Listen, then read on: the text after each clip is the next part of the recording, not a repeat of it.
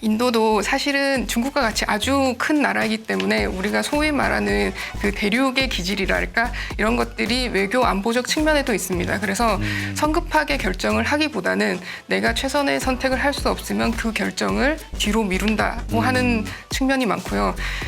인도가 이제까지 표방하고 있었던 전략적 자율성이라든지 아니면 동맹을 맺더라도 이슈를 바탕으로 한 특정한 동맹을 맺는다든지 하는 이슈들이 네. 다 거기에 포함이 되고 있습니다. 근데 안보 측면에 있어서는 아직 인도가 미국이나 주요국들과의 국제 현안에 있어서 견해차 자체가 존재를 하고 있다고 보기 때문에 그 이후에 있는 안보적인 측면에 있어서 협력은 미래에는 물론 변수가 있을 수 있겠습니다만 지금까지 봤을 때는 인도가 밸런싱하는 역할을 선택하고 있고 치우치지 않는 역할을 선택하고 있다고 볼 수 있습니다.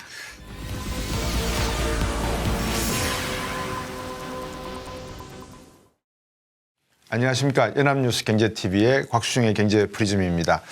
올해 초 다보스 포럼에서 제기됐던 화두 중에 하나가 이 앞으로 세계 경제의 모든 질서 변화 가운데 이 지정학적 어떤 이 분화 또는 각자 도생이라고 하는 지오그래피컬 프래그멘테이션이라고 영어로 표현하던데요. 이런 내용들입니다.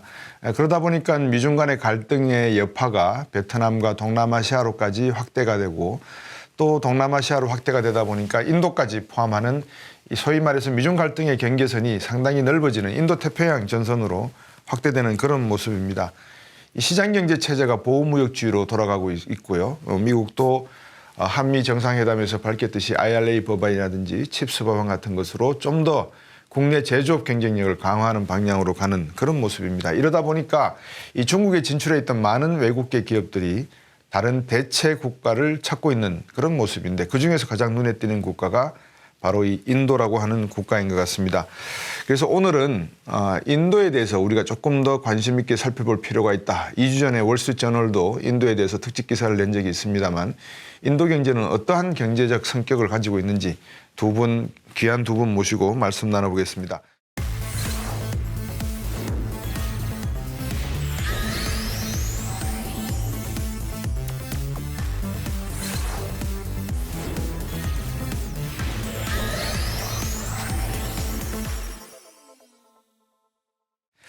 어떻습니까? 제가 인도의 중요성에 대해서 잠깐 언급을 해드렸는데 두 분 중에 뭐 편하게 말씀 주시죠. 인도는 우리가 좀 더 관심 있게 지켜봐야 될 필요가 바로 이 점에 있다라고 할 수 있는 게 어떤 게 있을까요? 경제 규모라든지 아니면 인구 수에 있어서도 워낙 압도적인 이제 성장세를 있기 때문에 많은 국가들이 주목을 하고 있다고 볼 수 있습니다. 네. 네. 굉장히 이제 인도의 중요성을 압축적으로 잘 설명해 주셨다고 생각을 네. 하고 이제 사실은 지금 이제 국제 질서가 변화하고 새로운 지정학적인 어떤 큰 판이 바뀌는 이런 질서 속에서 네. 인도가 하고 있는 역할이 굉장히 우리가 주목을 해야 된다라는 생각을 합니다. 네. 예를 들어서 이제 어떤 그 국제 질서의 변화 측면에서는 미국이 주도하는 1극에서 중국이라는 새로운 극이 나왔는데 과연 네. 그럼 이것이 양극이 될 것이냐 아니면 인도가 나타나서 다극을 만드는 네. 그런 역할을 할 것인지 이런 것에 대한 의문이 있고요. 네. 그다음에 경제적으로도 지금 흔히 이제 경제 안보라고 하는데 이런 경제 이슈와 어떤 지정학적인 패권 다툼 속에서 중국을 배제한 새로운 어떤 공급망이라든지 경제 질서를 만든다고 할 때 네. 과연 그러면은 중국을 배제하는 대안은 무엇이 될 것인가? 그런 의미에서도 인도에 많은 관심을 갖게 되고 그리고 사실은 또 경제 안보를 말할 때는 경제 성장을 추동하는 여러 가지가 있지 않습니까? 뭐 인구도 그렇고 자본 그리고 기술 요인이 있는데 네. 사실은 지금 이제 인도 태평양에 있는 여러 나래티브를 가장 이제 결정짓는 것 중에 하나가 사실 기술 요인이기 때문에 기술 측면에서 세계에서 두 번째로 소프트웨어와 엔지니어를 많이 갖고 있는 인도 네. 그리고 4차 산업혁명의 선두 주자로 치고 나가고 있는 인도 네. 예를 들면 AI라든지 네. 빅데이터를 갖고 있다든지 네. 이런 4차 산업혁명 차원에서의 강점 이런 여러 가지 것들을 종합해 보았을 때 인도에 대해서 관심을 갖지 않을 수 없는 그런 상황이 됐다고 생각합니다. 그 지정학적인 요인도 말씀을 주셨고 또 어떤 중국을 대체할 수 있는 시장적 관점에서도 말씀을 주셨고 세 번째는 기술적 측면에서도 어느 정도 준비가 되어 있다 이런 말씀을 해주셨는데 골드만삭스나 이런 세계 유수의 투자 은행들이 앞으로 10년 지나고 나면 세계 3위 또는 5위의 경제 강국으로서 성장할 국가들 주로 이렇게 발표들을 하는데 거기에 인도가 한 10년 지나고 나면 세계 3위의 경제 대국이 될 거다 이런 발표를 했단 말입니다. 우리 진정 교수님께서 말씀 주셨습니다만 경제 규모 인구가 14억이 넘고 이제 그런 규모를 가지고 있고 또 어떤 경제의 범위도 있고 또 밀도의 경제도 존재를 한다면 충분히 10위권 경제가 될 것 같은데 어떤 면에서 이런 점들이 조금 더 앞으로 인도가 필요한 점이 있다고 하면은 뭐 앞에 설명하기 전에 뒤에서 개략적으로 한번 말씀해 주신다면. 인도 정부가 여러 가지 발표하는 정책 중에 미래 지향적 정책이 많고 이 지향 정책에 대해서 여러 세계 이제 연구소들이 아주 긍정적으로 평가하고 있는 분야가 보통 2가지에서 3가지가 있습니다. 네. 첫 번째는 우주 산업이고요. 네. 두 번째는 제약 산업이고 세 번째는 아까 말씀하신 인공지능, 머신러닝, 딥러닝 분야입니다. 그래서 우주 산업 같은 경우에는 과거에 인도는 이제 그 상업용 인공위성 네. 개발과 발사에 이제 많은 투자를 했었고 그것이 이제 기초를 이루어서 지금은 상업용 인공위성을 제조하고 아니면 네. 발사를 하는 거 수주를 받아서 발사를 하는 거에 대해서 어느 정도 궤도에 올라 있고요. 네. 그리고 군사적 위성도 지금 아주 빠른 속도로 사실은 개발을 하고 있는 실정입니다. 그리고 인도의 제약 산업도 과거에서는 이제 카피라고 하죠. 카피 제품을 제네릭 네네네. 그래서 이제 그것을 바탕으로 성장을 해오다가 네. 이제는 이제 신약 개발에도 많은 부분의 R&D를 할애를 하고 있습니다. 네. 그래서 이것이 이제 결과로 나오기까지에는 앞으로 5년, 10년, 20년의 시간이 걸리겠지만 그 원동력을 이제 찾아내고 꾸준하게 이제 발전시킬 그런 의지가 있다는 점에서 굉장히 인도가 미래지향적인 계획을 갖고 있다고 볼 수 있습니다. 그리고 마지막은 인공지능 분야인데요. 그 한 예로 그 인도의 AI 스타트업이 전 세계 그 숫자로 1위입니다. 그래서 전 세계에서 가장 많은 인구수를 보유하고 인도가 그 중에서도 가장 많은 이제 젊은이들이 AI 스타트업에 관심을 가지고 이미 하고 시작을 한 거죠. 인도가 워낙 과학 기술에 관련된 대학들이나 연구소들이 워낙 많습니다. 네. 그래서 거기서 자유롭게 이제 스타트업을 만들 수 있는 분위기를 만들어내고 있고 그리고 인도의 과학 기술자들이나 과학에 종사하는 학생들이 사실은 유럽 국가나 미국 국가하고 아주 활발한 교류를 하고 있기 때문에 이들의 사실은 세계에서 노하우를 배우지만 또 향후에는 본인들의 노하우를 전수를 해줄 수 있는 이런 역할도 기대해 볼 수 있겠다고 볼 수 있습니다. 네, 최윤주 센터장님. 방금 우리 지은정 교수님께서 말씀 주신 걸 토대로 한다면 9월 달이죠? G20 정상회담? 네, 맞습니다. 인도에서 이번엔 그 의장국이 되는 거죠? 네, 네. 그러면 방금 주신 3가지 말씀, 우주 산업, 그다음에 AI하고 빅데이터, 딥러닝 부분, 그다음에 바이오, 제약 부분, 여기에 대한 어떤 G20 정상회담을 하면서 조금 더 강조하거나 인도 정부가 생각하고 있는 어떤 전략적 구상이 있을까요? 어떻게 보십니까? 네, 일단 그 G20 말씀을 드리기 전에 조금 더 이제 보완을 드리면, 네네, 이제 아까 우주 기술 말씀하셨는데 이거를 이제 조금 더 우리 관심을 가져야 되는 조금 몇 가지 이유를 더 말씀드릴게요. 첫 번째는 지금 우리가 자체 그 GPS를 개발한다고 그랬는데 우리 정부가 자체 GPS를 개발할 때 이게 상용화 될 때까지는 상당히 한 6, 7년 최소 정도의 시간이 걸리는데요. 인도는 지금 전 세계에서 GPS를 자체적으로 보유하고 있는 6개 나라 중에 하나입니다. 그래서 인도와 이 GPS 위성 항법 측면에서의 그 협력을 하는 것도 가능하겠고 2013년에 화성 탐사선 망갈리안 이게 이제 어떤 인도의 기술 수준을 보여주는 하나의 예인데 이게 세계에서 4번째로 이 화성 탐사선 망갈리안 발사에 성공했는데 첫 번째로 그러니까 최초 발사에 성공한 최초의 나라입니다. 그러니까 사실 이거는 앞선 기술들이 집약이 되어 있고 어느 정도의 제조적인 능력이 갖춰졌다고 말 수 있기 때문에 이런 걸 한번 특징적으로 볼 수 있을 것 같고요. 이런 기술적인 측면뿐만이 아니고 사실은 이제 인도가 갖고 있는 경제에 대한 자신감이 있는데 예를 들면 이런 게 있습니다. 지금 이제 인도의 2014년에 인도의 총리가 된 나렌드라 모디 총리가 처음에 이제 딱 총리가 되면서 우리는 3D를 하겠다. 그렇게 이야기를 했어요. 이 3D란 건 뭐냐면은 첫 번째가 디모그래픽, 예. 그러니까 인구 차원에서입니다. 예. 우리 박사님 말씀하신 것처럼 이제 지금 이제 인도가 세계에서 가장 많은 인구를 보유하게 되고 한 14억 2억 2천만 명 정도 되는 인도를 보유하고 있는데 거기에서 젊은 인구가 한 28세 정도 되는 인구들이 50%가 넘는 네. 가장 젊은 나라네요. 네네. 그래서 그 인구 그 배당 효과라고 하는 것은 생산 가능 인구 15세에서 64세 생산 가능 인구가 부양 인구의 2배 정도 되는. 네. 즉 그 얘기는 생산을 많이 하고 부가 사회에 흘러넘치고 그것을 다시 소비해서 다시 생산으로 이어질 수 있는 선순환이 이루어질 수 있는 구도라는 네네. 그런 게 이제 그 디모그래픽이고요. 두 번째는 이제 디맨드입니다. 네. 즉 그 얘기는 사실 디모그래픽과 이제 동전의 앞양면과 같은 건데 인도는 굉장히 많은 소비의 여력을 갖고 있는 나라다라는 거죠. 그래서 이제 세계의 시장에서 투자하고 진출하는 것은 이제 그 디맨드가 강력하기 때문이고 네. 그다음에 말하는 것이 이제 디모크라시인데요. 이게 뭐냐 하면은 중국과는 다르다는 거죠. 네. 그러니까 중국에 투자하거나 중국에 들어가지 말고 인도에 와서 공장을 세우고 인도의 물건을 팔아라라는 것입니다. 왜냐하면 민주주의라서 굉장히 투명하고 예측 가능한 시스템을 갖고 있기 때문에 그다음에 이제 그 디모크라시에서 말하는 게 바로 마지막 포인트가 뭐냐면 책임감 있는 글로벌 대국으로서 인도가 역할을 가질 것이다라는 예. 이야기를 그 3D를 하면서 나름대로 모디 총리가 이야기를 했습니다. 네. 그래서 제가 이제 그걸 이제 G20에 연결을 시키면 네.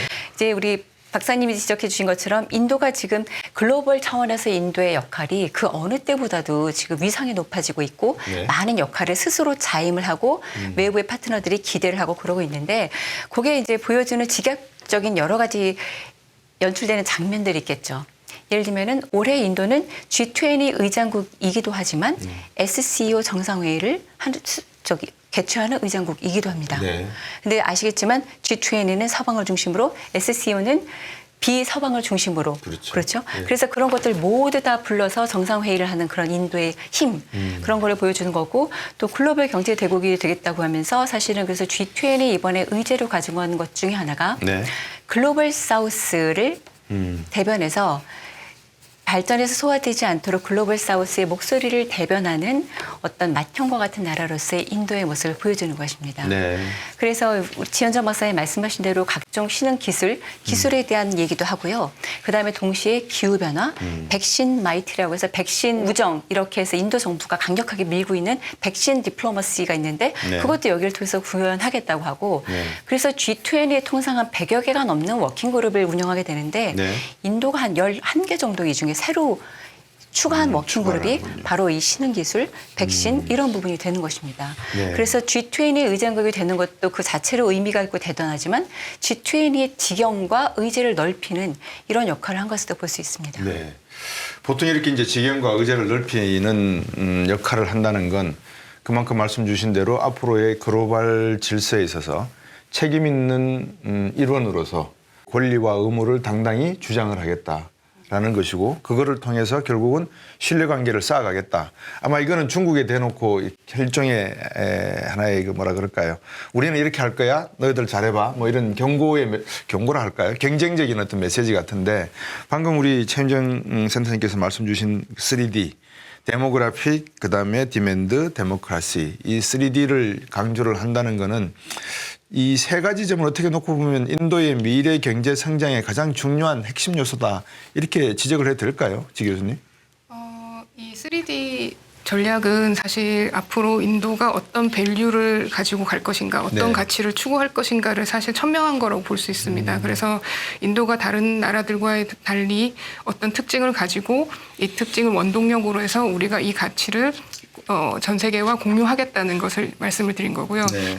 그리고 G20 회담에 대해서 잠깐 말씀이 나와서 네. 조금 첨언을 하자면 이런 정상회담이나 이런 중요한 미팅 같은 경우에는 그 우선순위를 정해야 되는데 이 우선순위를 정하는 데 있어서 의장국이 아주 큰 역할을 하게 됩니다. 그래서 현재에서 G20에 참여하는 국가들 그리고 이외에 또 참여를 하거나 이제 관찰자의 역할로 올 수 있는 그룹들의 의견들을 수렴을 해서 의제를 상정을 하고 이 부분에 대해서 가장 좋은 것은 의견을 공통적으로 도출을 하는 것이겠지만 설사 그렇지 않다 하더라도 의견을 개진을 하고 인도가 어떻게 조율할 수 있는가를 보여주는 것이 사실 인도 외교가 어떻게 할 수 있는지 정수를 보여주는 면이라고 볼 수 있습니다. 네. 지금 우리가 이제 5월 달이 되면 G7 정상회담이 일본에서 개최가 되는데 미국이 생각하는 인도에 대한 기대감, 역할은 또 다른 속내를 가지고 있는 듯한 모습을 보여요. 사실은 인도는 선진국과도 외교를 잘하고 또 자기들이 글로벌 책임 있는 국가로서 이 신흥국 동남아 국가들에 대해서도 자기가 좀 기여를 할 수 있겠다 이런 생각들을 하고 있는데 미국 입장에서는 인도가 좀 더 인도 태평양이라고 하는 이 가치사슬 또는 공급사슬 체계 안으로 들어와서 중국을 견제하고 러시아를 견제하는데 일정한 역할을 해줬으면 좋겠다는 그 속내를 감추고 있는 듯한 느낌이 들거든요. 그래서 G7 회담에서 어떤 내용들이 아젠다가 나올지는 아직까지는 잘 모르겠습니다만 미국의 이러한 요구에 대해서 인도가 어떠한 생각을 하고 있고 어떻게 대응을 할까 이게 또 궁금하거든요. 사실은 왜냐하면 중국이 지금 상당히 민감하게 대만 문제라든지 반도체 기술이라든지 배터리 기술에 대한 미국의 견제를 민감하게 지금 대응하고 있지 않습니까? 그러다 보니까 이 인도가 가지고 있는 잠재력을 중국이 아무리 아직까지 주니어야 우리를 따라오려고 그러면 좀 남은 것 같아 라고 하지만 이 개발 속도라고 하는 거는 이미 화성 탐사선을 최초로 발사하고 최초로 성공한 국가가 된 기술적인 측면도 있고 또 시장 규모도 있고 하니까 저는 충분히 인도가 마음만 먹으면 중국을 따라잡을 수 있는 잠재력이 있다고 보여지거든요. 근데 이거를 어떻게 균형 외교를 가져가는데 하나의 중요한 요소로 삼고 있을까. 그래서 미국이 그런 요구를 할 때 인도는 어떻게 받아들이고 피할 수 있을까라는 그런 궁금증이 한번 생기거든요. 그 말씀하신 것처럼 미국의 인도태평양 전략에서 인도 없는 인도태평양 전략은 있을 수 없고요. 그죠? 그리고 바이든 행정부 들어서 이제 발표한 인도태평양 전략서에서도 10가지 중요 목표 중에 인도가 지역 강국이 되도록 리더십을 가질 수 있도록 지원하는 걸 굉장히 중요한 목표라고 이야기를 합니다. 그리고 말씀하신 것처럼 이제 반도체, 배터리 지금 사실 인도가 미국이 하고 있는 여러 가지 정책 중에서 가장 눈에 띄는 것들이 있는데 그거에 이제 같이 호응해서 인도 정부는 2020년에 반도체 육성법을 만들고 반도체 그 미션 같은 걸 출범하면서 국가 예산을 투입을 한다라는 목표를 세웠고요. 실질적으로 거기에 또 호응을 해서 예를 들면 아크터 동남아 차관보 같은 이런 사람들이 가서 우리가 인도가 반도체 생산 기지가 될 수 있도록 지원을 하겠다라고 이야기를 하고 미국에 있는 유수한 기업들이 인도의 반도체 또는 그 인도의 그 파이낸셜 섹터에 투자를 하고 있고 그래서 실질적으로 보면 2020년 기준으로 봤을 때 인도에 있는 외국인 투자는 사상 최대치를 달성을 합니다. 그러니까 이제 굉장히 미국에서 많은 공을 들이고 기대를 하고 있고 이런 것이 하나가 있는데 하지만 동시에 그렇다고 해서 안보적 차원에서 그렇게 인도를 많이 믿고 있지는 않다. 미국도 이미 인도랑 같이 겪어온 세월이 있기 때문에 예를 들면은 대표적인 것이 오커스에 인도는 들어가지 않습니다. 네, 논의된 호주, 적이 미국, 없습니다. 일본 이렇게 들어가죠. 맞습니다. 그리고 쿼드는 미국, 일본, 호주, 인도 사자가 결성한 안보 협의체인데 그게 인도가 들어갔기 때문에 전통 안보가 아닌 비전통 안보, 다른 소프트한 뭔가 실용적인 어떤 국제 협력을 하는 툴로 좋게 말하면 발전, 나쁘게 말하면 전락이 됐기 때문에 그 쿼드 내에서도 안보 협력은 인도를 빼고 따로 하고 있습니다. 좀 일본, 시큰둥한 호주, 것 같아요. 인도 트라이래터럴 메커니즘을 따로 만들었습니다. 그래서 일본, 호주 모두 쿼드 내에서의 안보 협력은 인도가 없는 요 세 가지가 진짜 알맹이 안보 협력이다라고 이야기를 하고 있어서 두 번째는 안보에 있어서 미국이 인도에 기대할 수 있는 것은 어느 정도는 조금 선을 긋고 있다는 거고 세 번째는 그럼에도 불구하고 아까 제가 말씀드렸던 인도의 역할이라는 것이 있습니다. 예를 들면은 지금 우크라이나를 침공한 다음에 러시아가 지금 누구의 말도 듣지 않는 이런 상황인데 인도가 그 SCO 정상회의, 상하이 협력기구 정상회의를 할 때 푸틴과 모디 총리가 만나서 생방송이 되고 있는 중에 얘기를 한 게 이런 게 있습니다. 지금은 전쟁의 시대가 아니다. 그래서 이때도 또 3D를 이야기합니다. G20 외무장관 회담에서도 결국 원하는 성과는 얻지 못했지만 그 그림이요. 미국, 러시아 사이에서 인도가 중재를 하는 그림. 그런 것들을 보여주면서 실질적으로 가교 역할을 하기 위해서 노력하는 것도 있고 그런 것들을 가지고 대내외적으로 또 어떤 홍보를 하고 있고 또 그런 면으로 활용을 하고 있습니다. 네.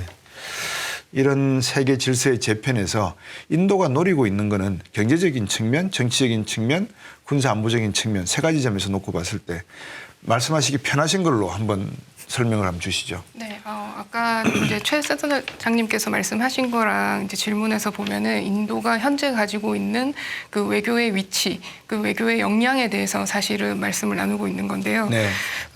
미국뿐만이 아니라 세계 주요 국가들이 인도에 이제 협력을 구하고 많은 부분을 의논을 하고 하는 이유는 네. 사실 세계 이제 성장 가능성이 많은 여러 국가가 있지만.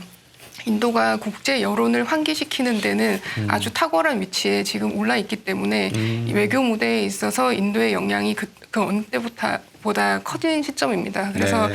예를 들면 우크라이나 전쟁에 있어서 유엔 총회에서 러시아를 이제 비난하고자 하는 네. 그런 안이 4번이 나왔는데요. 근데 인도가 4번 다 기권표를 던졌습니다. 네. 앱스테인표를 던졌는데요. 사실 인도만 기권표를 던진 건 아닙니다. 반대하거나 기권을 던진 표가 여러 국가가 있었는데 네. 유독 인도에 집중된 이유는 인도가 사실은 글로벌 사우스에도 포함이 돼 있고 네. 쿼드에도 포함이 돼 있고 아세안에도 옵저버로서 포함이 되어 있고 그리고 네. G20에도 초대를 받고 그렇죠. G7에도 그 옵저버로서 이제 초대를 받았기 때문에 여러 국가를 조율하고 그리고 의견을 개진할 수 있는 그리고 정보를 나눌 수 있는 아주 중요한 위치에 올랐다고 보기 때문에 네. 그 어느 때보다 인도의 외교 역량이 기대하는 국가가 많고 그에 따른 차원에서 이제 미국과 같은 주요 국가들이 사실 인도의 협조를 네. 더 이끌어내려고 하고 있습니다. 네. 그리고 안보적인 측면에 있어서는요. 인도도 사실은 중국과 같이 아주 큰 나라이기 때문에 우리가 소위 말하는 그 대륙의 기질이랄까 이런 것들이 외교 안보적 측면에도 있습니다. 그래서 성급하게 결정을 하기보다는 내가 최선의 선택을 할 수 없으면 그 결정을 뒤로 미룬다고 하는 측면이 많고요. 인도가 이제까지 표방하고 있었던 전략적 자율성이라든지 아니면 동맹을 맺더라도 이슈를 바탕으로 한 특정한 동맹을 맺는다든지 하는 이슈들이 네. 다 거기에 포함이 되고 있습니다. 근데 안보 측면에 있어서는 큰 이제 틀에서 여러 가지로 나눠볼 수 있는데요. 네.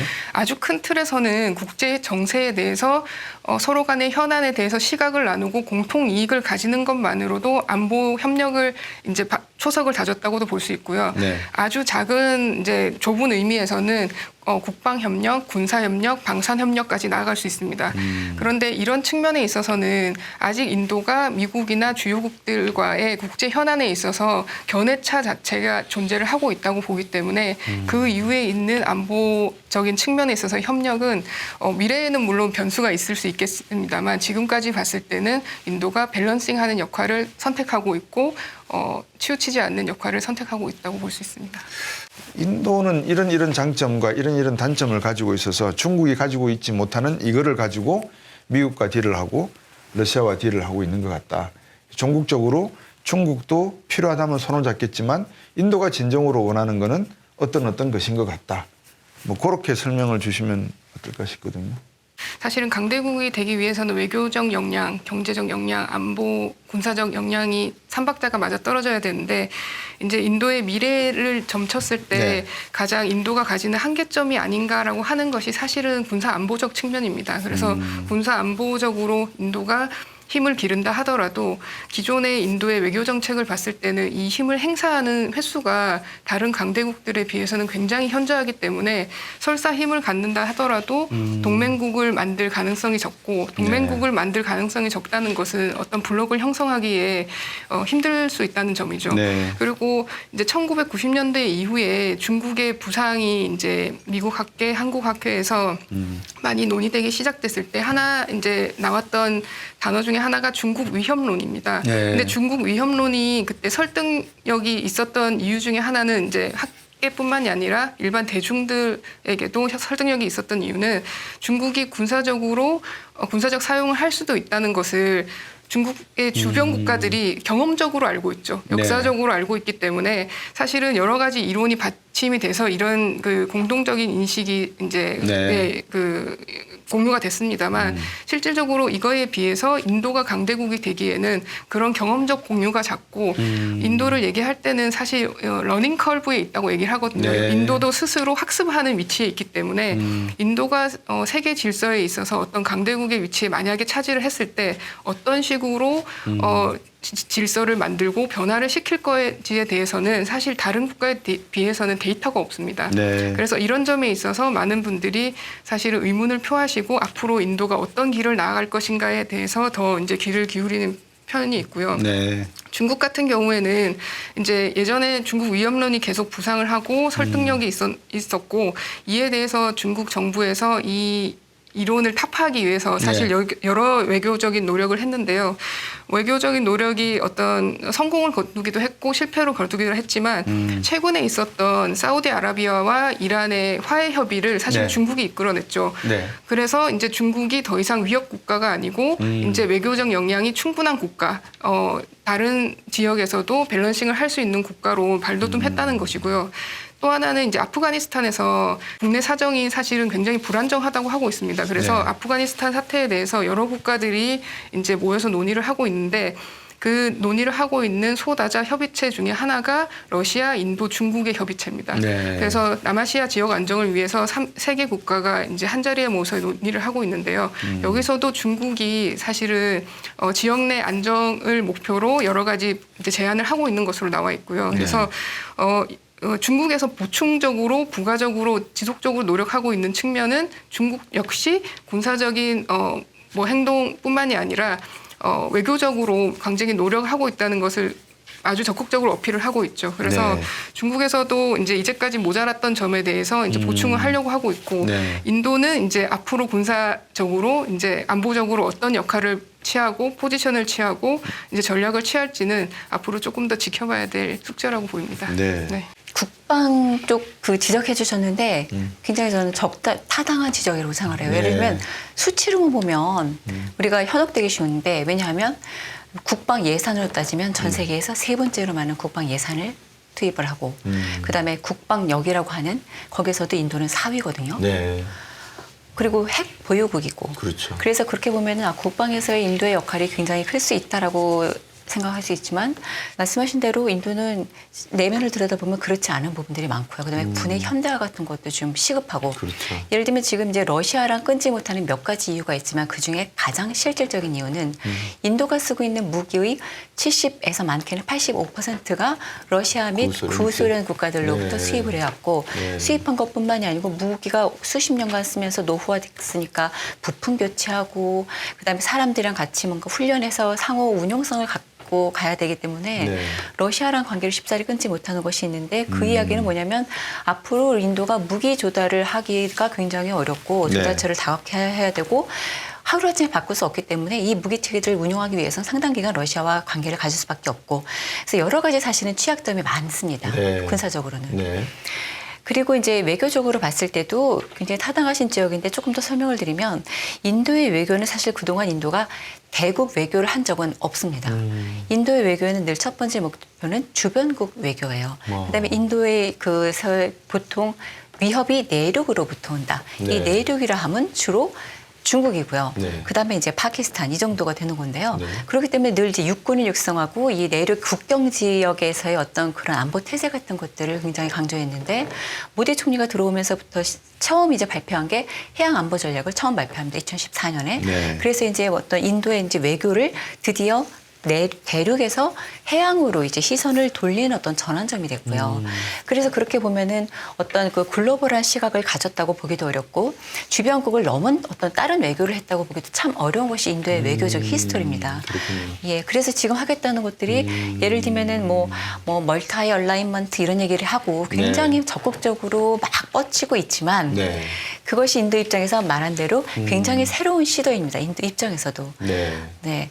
그래서 이제 그 비동맹도 아까 그 반동회의 다음에는 개도국을 대상으로 소소하게 했던 그런 비동맹 어디에도 참여하지 않는 그런 거라고 하면은 지금은 그런데 상대하는 대상이 그런 작은 나라들이 아니고 큰 나라들을 상대해서 또 비동맹을 하고 있는 것이죠. 네.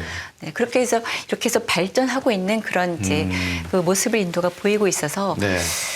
그런 면이 하나가 있고 그다음에 인도 사실 문화적으로도요. 네. 인도가 모든 것을 다 하나의 진리라든지 하나의 원칙으로 세계 질서를 가져간다든지 인도가 그걸 하겠다라는 그런 생각을 하지는 않는다고 저는 생각을 합니다. 왜냐하면 인도 문화 자체가 모든 것을 포용하는 그런 것을 강조하는 문화고 네. 인도가 추구하는 것은 결국은 다극 세계거든요. 멀티폴러 월드고 네. 어떤 하나의 단극으로 인도가 된다라는 생각을 하지는 않는다고 생각하고 네. 그런 여러 가지 이유 중에 인도 사람들이 갖고 있는 그런 실용적인 생각들. 인도가 중국을 넘는 제1의 경제 대국이 된다는 생각을 인도가 한다고 저는 생각을 하지 않습니다. 네. 이제 중국과 인도가 이 세계를 보는 시각이 확실히 다른 점이 한 가지가 있다. 이 중국은 중화, 그래서 우리가 가운데에 있고 다른 국가들은 우리의 문화 속에 다 용해되는, 녹아드는 그런 우리가 세계의 중심 국가다라는 생각이고 인도는 다극이다. 이게 세계라는 것이 여러 국가의 어떤 다극의 원리에서 돌아가는 것이지 우리 하나가 어떻게 세계를 주름잡을 수는 없는 것 같다. 그런 관점에서 이 균형을 잡기, 선택과 집중하기가 상당히 중요한 것이다라는 강조점이 틀린 것 같은데 외교 안보적인 측면에서 누가 옳고 누가 그러다라고 확정할 수 있는 건 없을 것 같아요. 워낙 지금 정세를 놓고 보면 세계가 각자 도생의 시대로 가는 듯이 보이기도 하고 또 All Alliance 그래서 전체 동맹의 어떤 의미도 가져가는 것 같고 지금은 과도기적, 전환기적 어떤 그런 모습을 보여서 하나로 정리하기는 힘들지만 이것을 결정할 수 있는 이제 경제적인 측면으로 한번 저희들이 관점을 이렇게 좀 옮겨가 볼까 싶습니다. 우리가 이제